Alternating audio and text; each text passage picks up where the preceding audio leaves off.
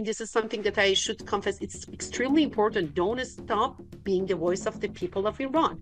I mean, we haven't even seen him.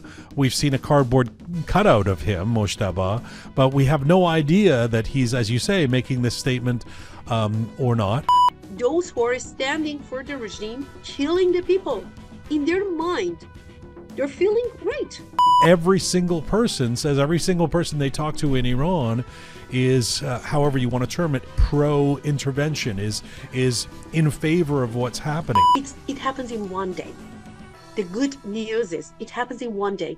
And only 10 minutes before that very moment, everything looks normal. Yeah.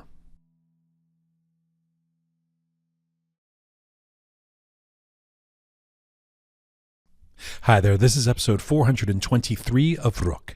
Beware the regime propaganda now being peddled and platformed in Western media, because that propaganda does not simply stay in the West. It travels, it circulates, and eventually it gets sold back to Iranians inside Iran as evidence that the Islamic Republic is still strong, still durable, still here to stay. Well, if the BBC says so. One thing we continue to hear from many Iranians inside Iran, those who get through despite an internet blackout, is that they are far more terrified of this regime surviving than they are of the American bombing campaign. For months, through January and February, tens of thousands of Iranians were being massacred by this despotic regime, and many of us in the diaspora kept asking, where is the Western media? Well, now one almost feels nostalgic for that media silence, because what we are hearing in many Western broadcasts right now is not insight, it is narrative laundering. The regime shuts down the internet, manufactures its own messaging, and then remarkably, Western outlets repeat those narratives back to the world. And there's currently a striking delta between what Iranians know and what some Western experts are saying due to their own ideological reflexes or antipathy towards Trump or vested interests or connection to certain voices in the diaspora who benefit from the regime remaining in place. Iranians who have lived with this regime and died under it are actually far ahead of much of the commentary being aired right now, but the propaganda is still dangerous, especially for non-Iranian audiences consuming it. Here are three quick examples. First, the argument that the regime must still be strong because it has replaced the supreme leader with his son Mojtaba. This is absurd. Every Iranian knows the Islamic Republic will replicate itself endlessly if it can. It will replace one cleric with another, one strong man with the next, until it is physically dismantled. No one is surprised that Mojtaba's name has emerged, although the cardboard cutout was novel. Second, Western anchors declaring that the revolution must be dead because Iranians have not returned to the streets. Well, every Iranian understands how silly this take is. You cannot assemble mass protests while missiles are falling. And in fact, Crown Prince Reza Pahlavi has explicitly urged Iranians to remain inside for now. The moment for mass demonstrations will come, but it's not during an active military campaign. And finally, the Western media tying itself into knots, lamenting that there's no opposition, no leadership, no plan for a post-regime Iran. If only there were a figure whose name has been chanted by millions of Iranians in the streets. If only there were someone capable of mobilizing millions in the diaspora. At a certain point, the refusal to acknowledge Crown Prince Reza Pahlavi as a transitional figure stops looking like analysis and starts looking like avoidance. And this matters because propaganda does not always arrive wearing a uniform. Sometimes it arrives disguised as expertise.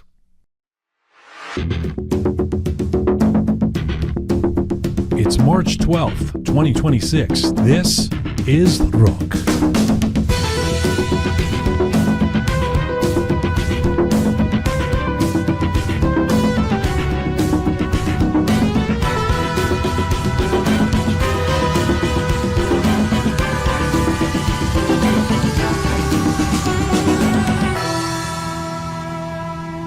Hi there, welcome to episode 423 of Roqe. Iran rises. I'm Jian Ghomeshi. Hello to you from Toronto. Hello to you from Canada. Salam dostan aziz, durud bar shoma. Hope you're doing well wherever you are tuning in from around the world. Hope you're doing okay at least. This is the 20th episode in our Iran Rises series. This one entitled Beware the Regime Narratives.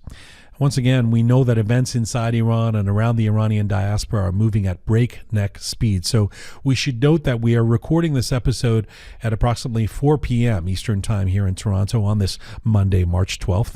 That's just after midnight in Iran. And as always, we're sharing perspectives and conversations as up to date as humanly possible. Now, coming up on this 423rd edition of Roqe, Germany-based researcher and political analyst Forouq Canaani is back on Roqe, joining us from Munich. Her work examines authoritarian regimes and the spread of ideological narratives across borders. And on this edition, we want to talk about the war so far, the regime's disinformation tactics, the question of succession, and the growing battle over narratives inside the diaspora, what I was just relating to in the opening essay there. Let's get to it. This episode of Roqe is brought to you with the support of Avoca chocolates. So in the last few weeks, I've been telling you how grateful we are that this small non-Iranian company in Toronto has stepped up to support Iranians in this time. Noni Fembi and her staff have been at our rallies, chanting our slogans, doing what they can to support those in Iran. They've also made free Iran chocolates, with all the profits going to aid the demonstrations in Toronto for a free Iran.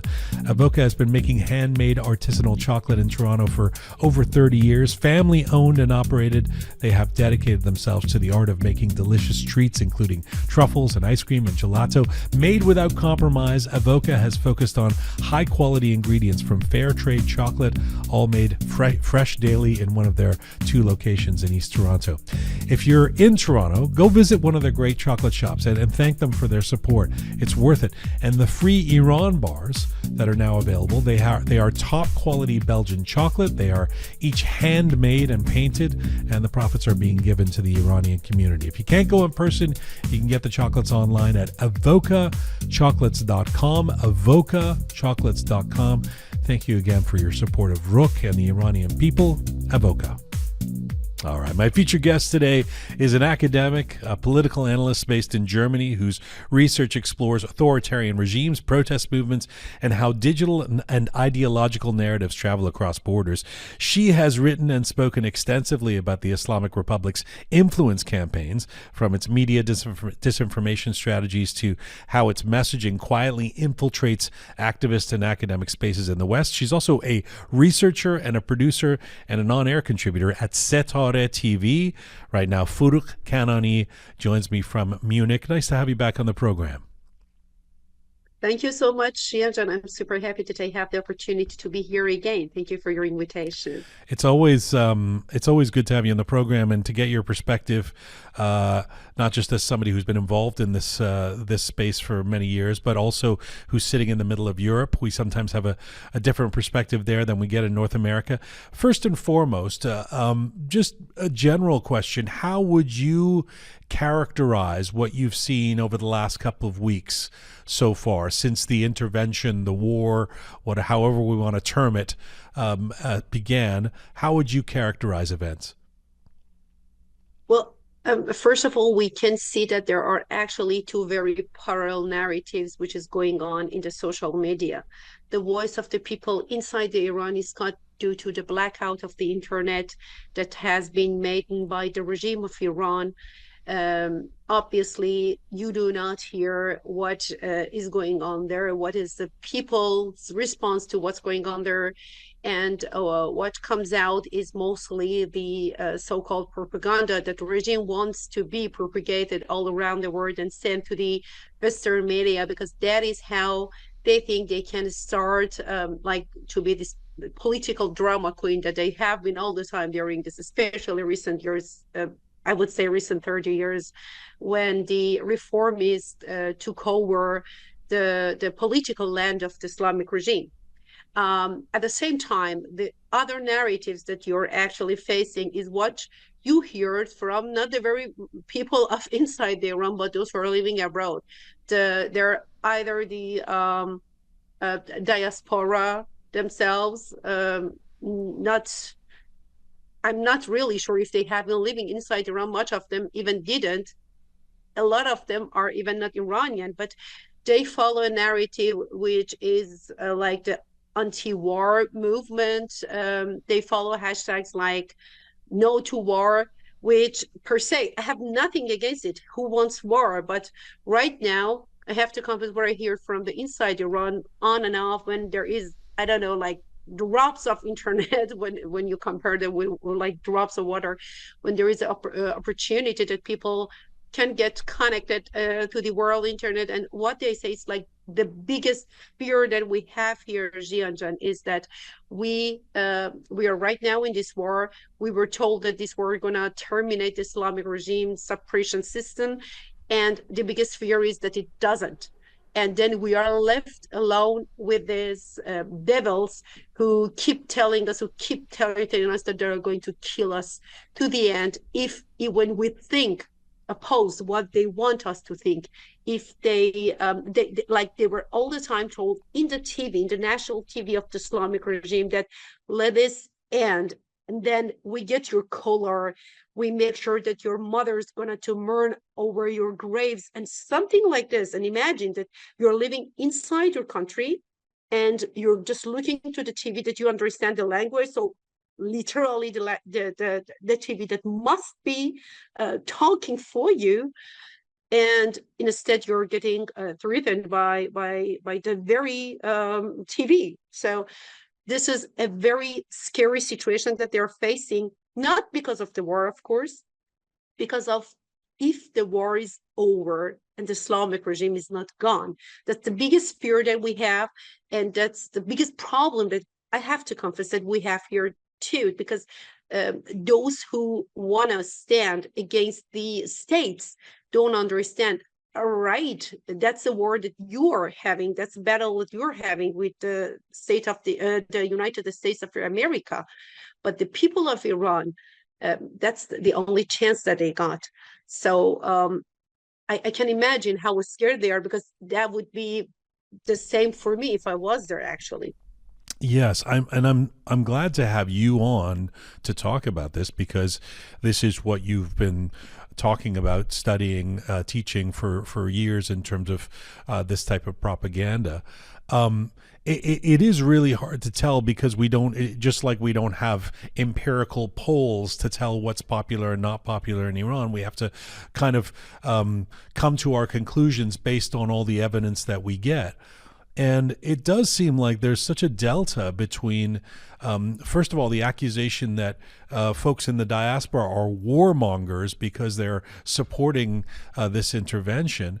When I think most people in the diaspora who are taking that position would say we're amplifying the people that we're hearing from inside Iran. Now, I've done a very unscientific study, for example, of the Roqe team members here, and all of whom have contacts in Iran, all of whom talk to people. You know, sometimes a message comes through on WhatsApp, or you can have some phone calls still, et cetera, even in the middle of this internet blackout. And every single person says, every single person they talk to in Iran is, however you want to term it, pro-intervention, is in favor of what's happening. Now, this is unscientific. I mean, maybe there's a great cohort of people out there who have a different opinion inside Iran, but I'm not hearing from them, and I'm not hearing from anyone who's talking to them. You are in touch with people inside Iran, and you're now on a satellite television show that reaches inside Iran. Do you have any evidence that there is a great deal of disunity inside Iran amongst the population, not those connected to Sepah, but there's any disunity around the continued idea that we want this intervention? Well, I have to confess, well, I'm a discourse analyst, so I know the best that you never can hear a united voice from like a big society, and actually a multicultural society like we have in Iran.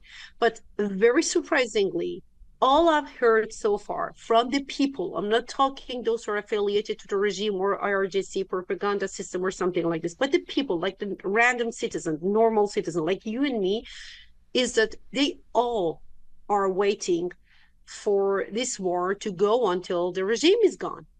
None of them said, okay, that's the war that I never wanted. I wanted to end. The only fear that they have is like, I've got calls. They said, the most scary time of the day for me is that when I don't hear any like something exploding, because they said, "Oh my God, did they stop like they did in the 12 days war between Islamic Right. regime and Israel?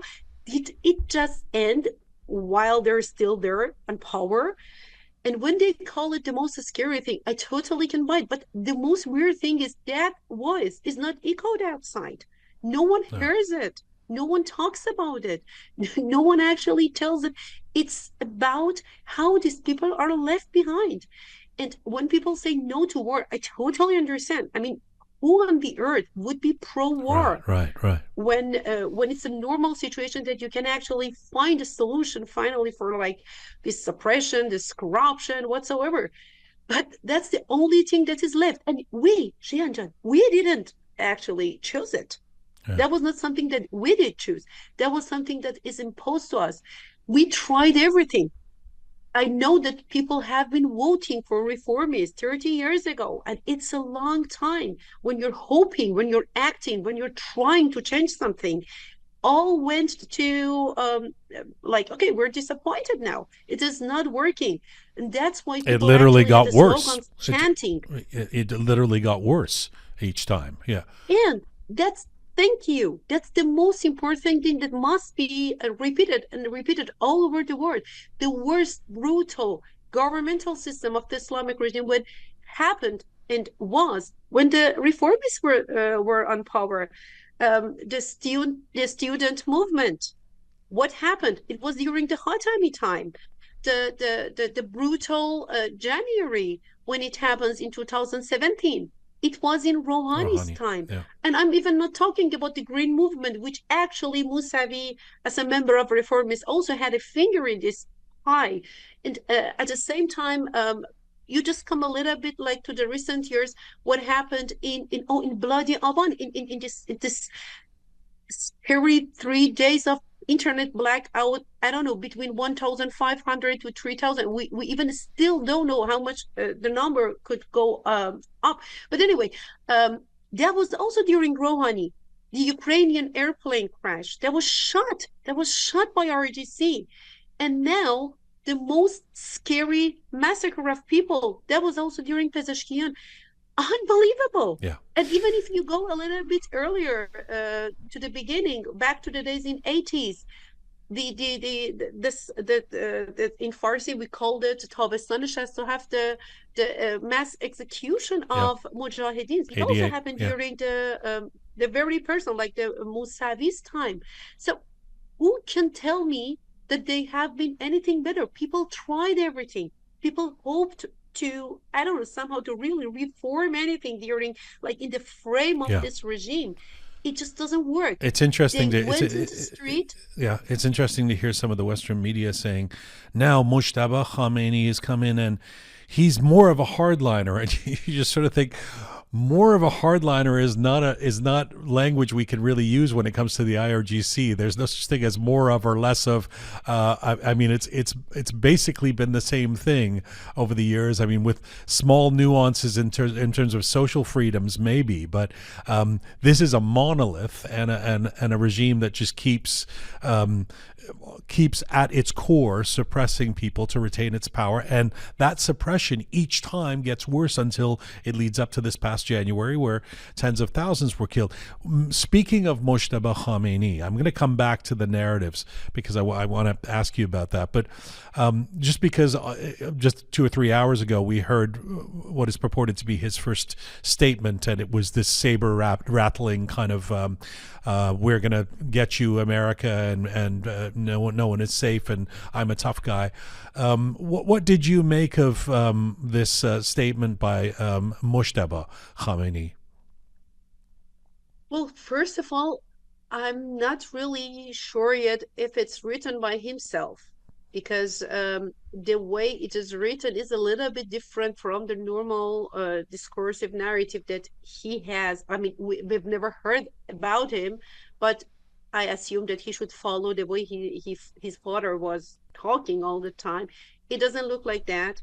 He talks about that he saw the martyr supreme leader, and at the same time he says that he heard, like, if he saw, why should he be referring to it? But I've heard that his hand was like this when he was dead. It's like there are phrases that you think, is it written by like a person with I don't know, with rigid mental health? It's a bit, to me, it's a bit, it's not really something that I can say that I can refer to it, that I can trust it. And I believe there are rumors, probably you've heard about it too, that many people would say that, because there are rumors that says that he must be injured, even still in hospital. He also refers that I didn't know that I was selected as supreme leader. There are also other rumors, sources that expose that, okay, it was a big conflict over his selection. If he was chosen by everyone, there are people, like mostly those who are ideologically believing the Islamic regime anyway. They said like the previous supreme leader, his father Ali Khamenei, was not referring to him as the next supreme leader. And there are who says, well, if not him, who else? um anyway, I really think that the propaganda of the regime, they really know how to mentally be abusive, how to manipulate people's feeling and hope. Like, just go back a little bit to how they were publishing their information. They denied that the Ali Khamenei was dead for, I don't know, a couple of hours, until the very midnight, that they say, okay, now we can say that he was dead. He was dead at the beginning, apparently, at the Yeah. beginning of their strikes. And then they said that like Mahmoud Ahmadinejad is dead, based on what was reported in their media. Many international medias refers to Ahmadinejad as dead, and then eventually he turns out to be alive. About the wife of Ali Khamenei, we got the same rumors that she was dead too. Now there are rumors that says she's alive. And these kind of and I'm not even sure that, like, because they said the daughter-in-law and the son-in-law of Ali Khamenei were dead too. I'm not sure if that's true either, because they know how to manipulate the people's feeling. They Yeah. know how much they're hated. So what they can do is like they give you hope, and when you're like up in the air, but oh, okay, they're all dead, then bam, you're put down by, oh no, we're alive, you know. In this kind of So we wars, don't we that don't know. unfortunately that helps. We don't know. The bottom line is we don't. It reminds me. I don't know how much of a student of history you are, like me. I don't know if you remember during the time of the Soviet Union. This would have been the late '70s. Brezhnev dies, and I think it was Yuri Andropov who comes into power, and then he dies. But they didn't want to show any weakness that the president was dead, so they propped him up. He was dead, but propped him up over Red Square during a ceremony. And it's kind of like that. It's just like textbooks propaganda that you really can't. I mean, we haven't even seen him. We've seen a cardboard cutout of him, Moshtaba, but we have no idea that he's, as you say, making this statement or not. What do you, we had a guest on Monday who was saying the selection of Moshtaba suggests that the regime is not looking, the people calling the shots, the IRGC, are not looking for someone who has popularity. They're just looking to put someone out there because it's all going to be controlled behind the scenes. He's sort of a lame duck as it is. Do you concur with that? Well, yes, definitely. They know that there is nothing that can make this regime popular. Okay, if they're dead, that's the only thing that's okay. It's a dead regime, so it's a good regime right now. It's not existing anymore. The world is a better place right now. That's the only thing that can make, I don't know, something good about it. But they don't care about being popular. They just want to be scary.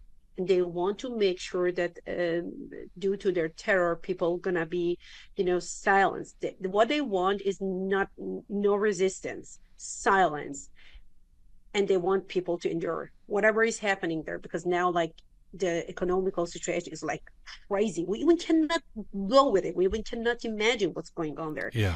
And about Moshtaba, that's exactly the thing. um i even I even cannot believe that. I mean, okay, we most of the time see how they play dumb, but honestly, these this level of dumbness that they use like this Yeah, cardboard of mushtabo, yeah. what was that? It was South I Park. feel It was sometimes South that they Park. want to, exactly, they want to give you the feeling that he's dead or something, and then bam, he's not dead. Yeah.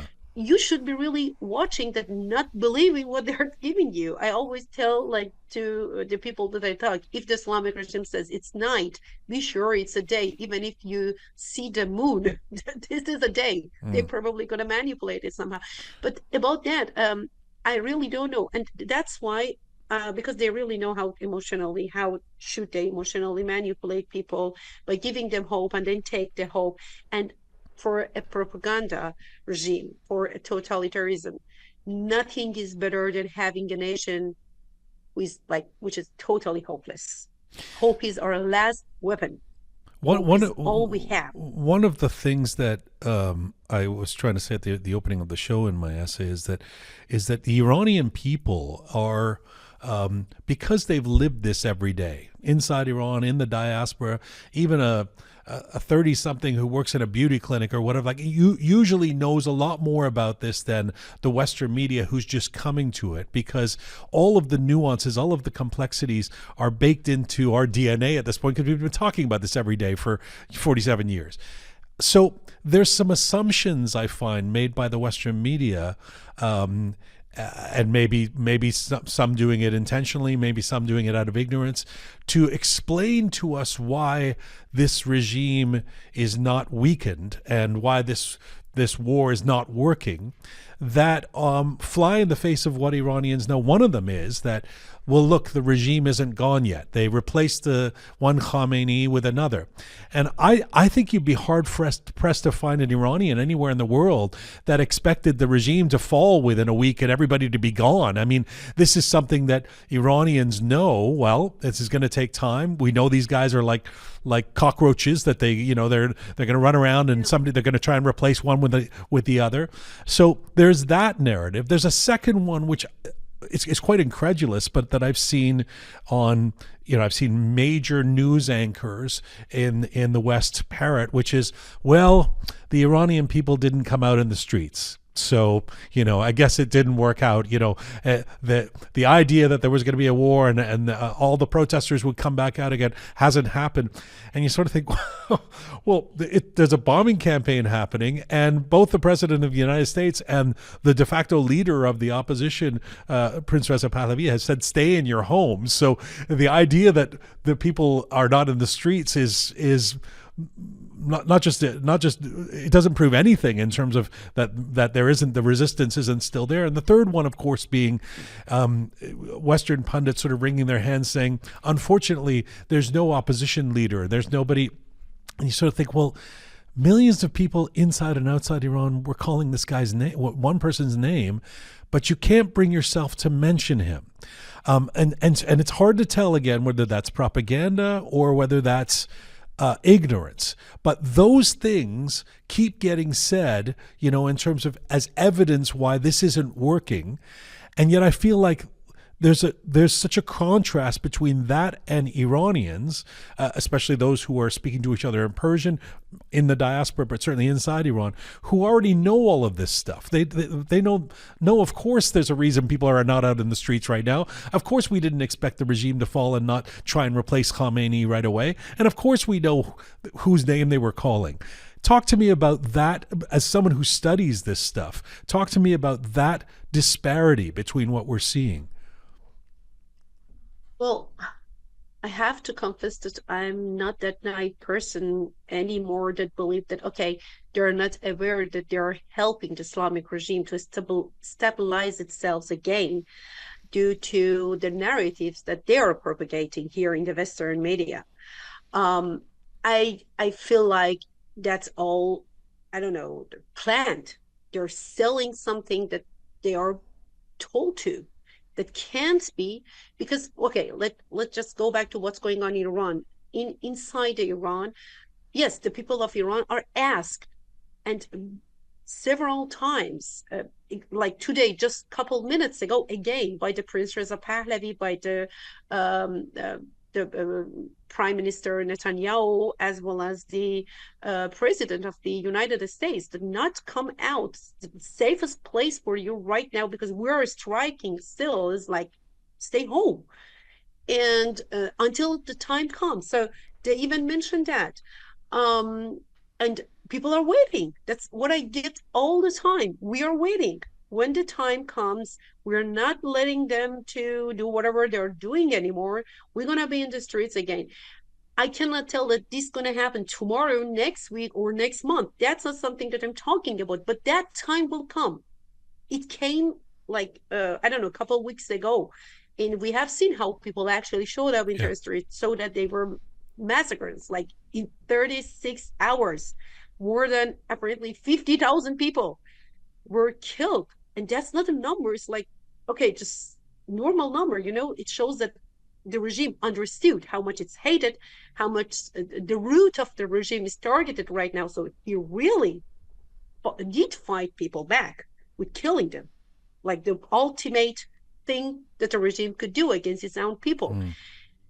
What's happening right now? The internet, like the internet blackout, gives the opportunity to the regime to propagate its own narratives with the internal applications like Shod Bade, whatsoever, that are like still available for the people because of the national internet. Um, and these narratives are not referring to like the inside newspapers or inside media or articles. They're referring to BBC, they're referring to CNN, they're referring to Reuters, and what they are saying pro Iran's regime. This is scary. Yeah. This is scary that we're sitting in Western land, we are feeling what they are actually burning, and giving hope those who are standing for the regime, killing the people. In their mind, they're feeling great. They really believe that the United States and the Israel stands at the end of the war, begging to finish the war, begging to be forgiven, something like this. Yeah. They still feel good. And that's bad. If you know a little bit about war tactics and everything, you know that this is not good. They should be at the point that they say, okay, this is the end. They're still not thinking like this, because the Western media is helping them. Is helping them. They keep talking, and those who are trusted or have been sold to the people as people who can be trusted. Well, now more and more you see that people actually turn around and say, okay, you are not following the propaganda, you're not following the narratives that I want, that I need to be echoed. I'm not following you. You're a propaganda person. You're a propaganda machine member. But still, they still listen like, okay, that's not what the regime says. That's what CNN is saying. That's why, I don't know, the Reuters is saying. That's what this and Yeah. that. And that's a scary. And this is very much scary. So I, coming back to the first part of what I said, I'm not anymore believing that this is what these kind of anchors are just saying because they think it is true. They were told. And maybe I cannot just prove it black and white. I don't have any proof right now for it, but the time will show who was actually really following the propaganda of the regime as if it was a mission. I don't know, but that's what I hear, and I feel extremely bad that the real voice of the people, not the regime, Yeah. is not heard. It's suppressed, and most of the time, if I just hear, okay, there's gonna be something like in Germany about what's going on in Iran, I see someone sitting there talking bad about Prince Reza Pahlavi. He's even not in power yet, and they don't hesitate to lie. That's the Yeah. most scary thing, because Yeah. like the public, the audience wouldn't go and check, for example, this plan for the transition time of the Prince Reza Pahlavi. So they don't hesitate to say all the possible lies about it, but even about the who's pulling pages, like 70 pages plan. it's who's it's a big plan. I'm not defending it, but it's a big plan, and it talks perfectly. And who else in the whole world, like, go back to the history, go back to Mandela, go back to Gandhi, who else had a plan before the regime falls down? Reza But Pahlavi is the first one. when The you prince is really the first one. But when you say there's an agenda in the Western media, I mean, I certainly get the agenda when, for access. The guy the reporter who's the CNN reporter who's got access inside Iran. I mean, it's like a joke. Anyone in media understands that they're selling their soul for to be able to get access to show us the real story of. They're not going to tell the real story if the regime's giving them the green light to come in. But even here for example, here in Toronto, one of the epicenters of the Iranian diaspora, as you know, in the last 2 days, yesterday and again today, in the two major newspapers of Canada, there have been articles about why Reza Pahlavi is not the right person. Written by Iranians who are obviously of a certain stripe, and that's fine. I mean, there's nothing wrong with differences of opinion being being shown in op-ed pages, but I don't see the articles saying, by the way, there's a guy that has millions of support, and here's who he is. Let's do a profile on him. So one begins to wonder, well, what is this just ideological fidelity that, that there's a narrative, that it doesn't fit the liberal left narrative or something like that? How is it that the editors at the newspapers or the owners are saying, oh, let's keep running articles about dismissing a guy that Iranians around the world are, I mean, here in Toronto, there were 500,000 people demonstrating with this guy's face. But the only article we're going to run is here's the reasons why he's not the right leader. Here's the reason why he's dangerous. In fact, how do we explain that? Well, I wish I could. This is sometimes, yes, you can see, okay, these people comes from a background who in a classic way hates anything related to monarchy, and Sisters of Pahlavi is coming from a royal family. Okay, then he's dismissed in their mindset. I can understand that, but I really do not believe this, because anyway, when you're writing an article, you're having a publicity, you're having audience, you're having people who are actually reading your article. It's going to have an effect. And you, most of the time, as someone who is having this responsibility, think who is going to benefit from what I'm writing, what I'm producing, what I'm saying? The regime. So everyone asks this question, Jian. You yourself, you're a producer, you're actually having this show. You're going to ask yourself, what am I going to do? Who am I going to give the benefit to? The people of Iran. It's about, saying the truth, propagating the facts, and so on. But in this case, I don't believe if people ask these questions, who is going to benefit? It comes out with the people of Iran. That's not this. That's not the truth. Exactly as you mentioned. And just a reminder, we're talking about a person to oversee a transition. We're not talking about a coronation of make this guy king. I mean, I think there's a lot of Iranians who've come on and said, I'm sold on, we need somebody to oversee a transition, and then let the Iranian people decide. And who better than the guy whose name they were chanting? I mean, if two of the most popular chants with millions of people in the streets were Pahlavi is coming back and long live the king, I mean, Iranians inside Iran are giving us their marching orders, right? So it's very confusing to me that the Western media is this resistant. So where the situation is going to lead us is still a big question mark, but how it's going to end up, I would say it's going to collapse. The regime going to collapse. That's impossible. It's impossible to continue like this. This is something that you just should not be seeing this like, okay, this is now like we have this armed intervention. It's not just about the war. It's about the whole system, economically, socially. The social asset is gone. People hate them. It's not, okay, they really don't trust them. The trust level is falling apart like much, it's like many years ago. So they don't have anything left but weapons. They just have guns. And that's why I believe that's going to eventually collapse. That's for sure. But when it's going to happen, it really depends on many other factors.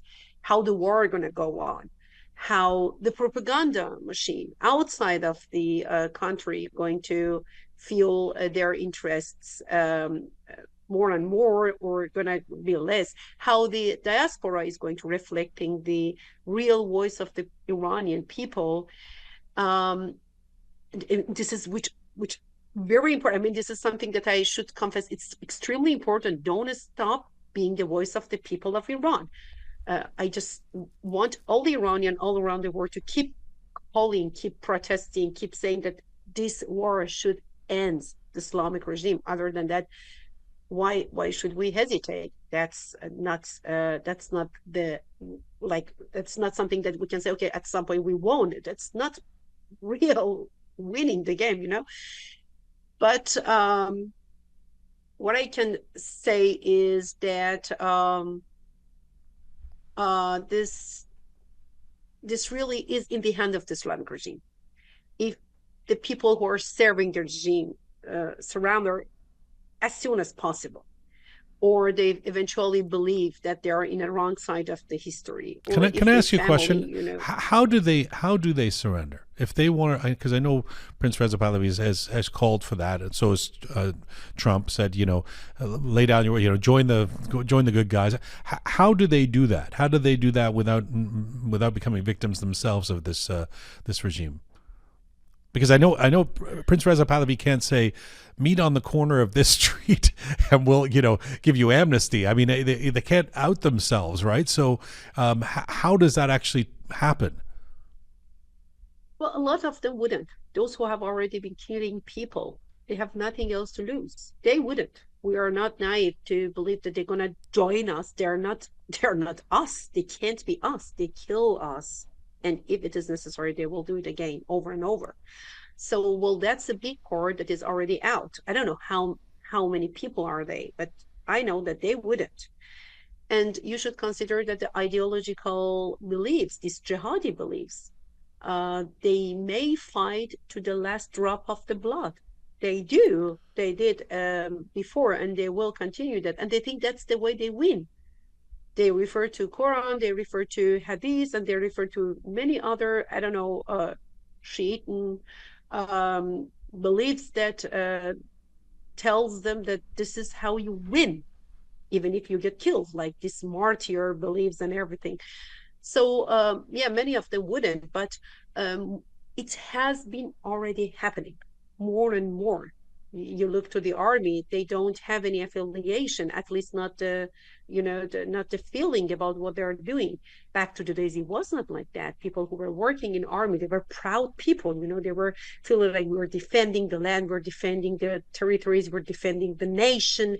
That feeling is gone, and pretty soon, I mean, they're now still frightened because they know that any word against the system could actually lead to them being killed. We don't hesitate to say the truth. But the very most important thing about this concept, I have to confess, imagine that this is a tree, that you're actually trying to cut the tree.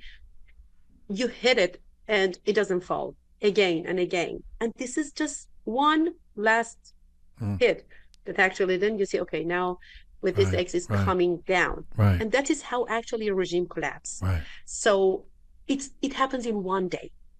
The good news is it happens in one day.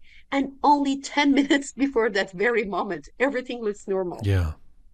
Just go back to the history and you see it all over the history. So don't worry, the regime collapsed. Yeah. And they're going to keep the face, keep this, I don't know, silhouette of, yes, we are still in power and pretty much powerful in the power, but probably to the very last second. In the meantime, they're like a crazy wounded animal, though, too. And one of the things we're hearing about is, campaigns led by the IRGC agents, online campaigns to intimidate, harass, even physically intimidate, even worse than that. People in the diaspora, people we've seen places get shot here in Toronto. We've seen all kinds of warnings. I know people who have had their based on their online activity, have had their families threatened inside Iran. Is that something that's also happening in Germany? And how concerned should we be about this? In other words, the regime exporting its terrorism and suppression to those dissenting even outside of Iran. Well, I really don't want to give people like this. We call it generally German angst. This is like to get worries about what's going on outside there, and there is still going on enough inside the borders of the country. So they really don't need to worry about us. We are living in a free world, but yes, they're standing. That's something that we probably cannot deny. Um, they have a lot, and some of them even are not Iranian. It's either from, I don't know, other Muslim countries like Afghanistan, I don't know, Bosnia Herzegovina, and they're sending. But that's something that we also should take in our consideration, that we should keep talking to the police.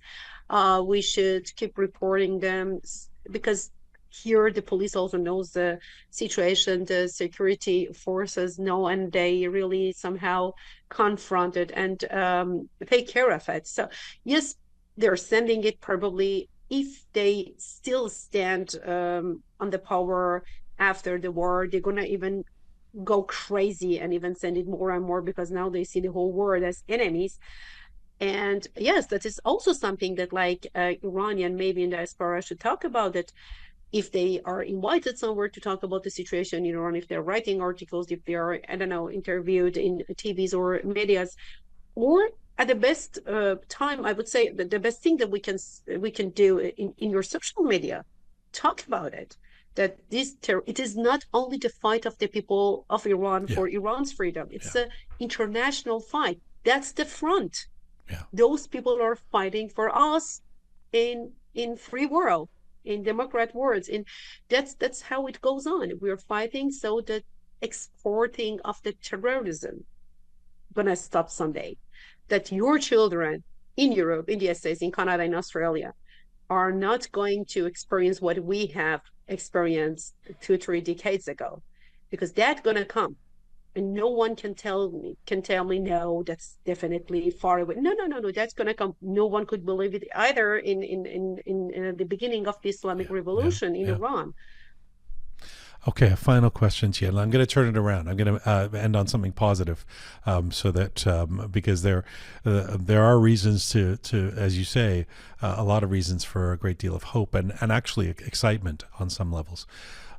What's something that you've been inspired by in this struggle, if you will, in recent days? Either a comment or a visual or something you saw, or somebody that you spoke to, or something that happened on your program.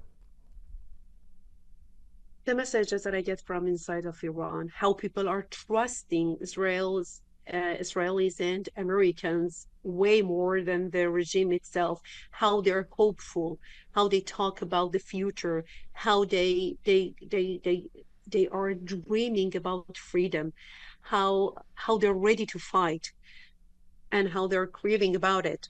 This hope, Shian, this hope, it's so pretty. I know that all of us are now living in this dream that one day we're going back, but this hope is so vital inside Iran. It's so viral. It's just everywhere. I've heard a couple of days ago talking to a friend that eventually found a chance to get connected to the international internet for a second, and he said, "I was wondering when I saw these these people sitting somewhere like somehow in this in the street in the street. I don't know, it's like it was a safe place around the street. They were watching I don't know, some militia location being bombed. They're having barbecues, Yeah, they're I saw that. drinking, Yeah. and they're like cheering. I was wondering how how you can say that these people are not happy, how you can say no, they're afraid of war. This hope, I think that's something that cheers me up too, that gives me hope to continue. And I think that's something that you should actually uh, make sure that it's amplified through the international media. Yeah, and resilience. Did you see the DJ while the bombs were exploding? There's a DJ. I don't know if he was in Damavand. He was on top of some mountain. It's quite amazing, the resilience. I'm so grateful that you make the time. I know that you have a busy schedule and everybody's inviting you to be on their programs. Thank you for taking the time to do this. And as always, I look forward to the next time as well. Merci. Thank you so much, Anthony. It was such a nice time talking to you. Thank you. See you soon, I hope. Khudafiz. See you. خدا نگهدار.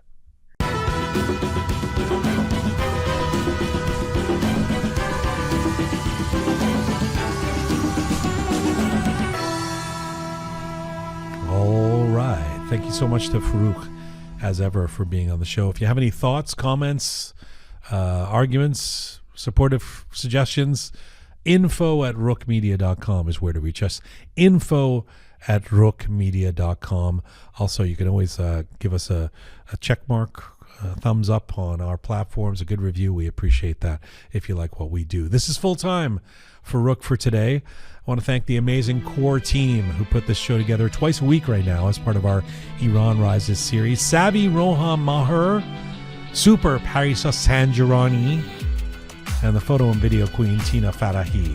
Special thanks as well to Smart Pega, Charming Kimia, the CK, Talented Anahita, Methodical Kaveh, and the Rising Keon for all your help. Thank you to all of you out there for supporting us and sharing our content. Do subscribe if you haven't done so already. It's free on any or all of our platforms. You can find us on Instagram @Roqe Media. You can find us on YouTube. If you're not used to watching the show yet and you only know us as a podcast, just go to Roqe Media on YouTube. You can find me on Instagram @Jian Ghomeshi. And as ever, in the immortal words of my late Uncle Behrang, Mizun Bashim.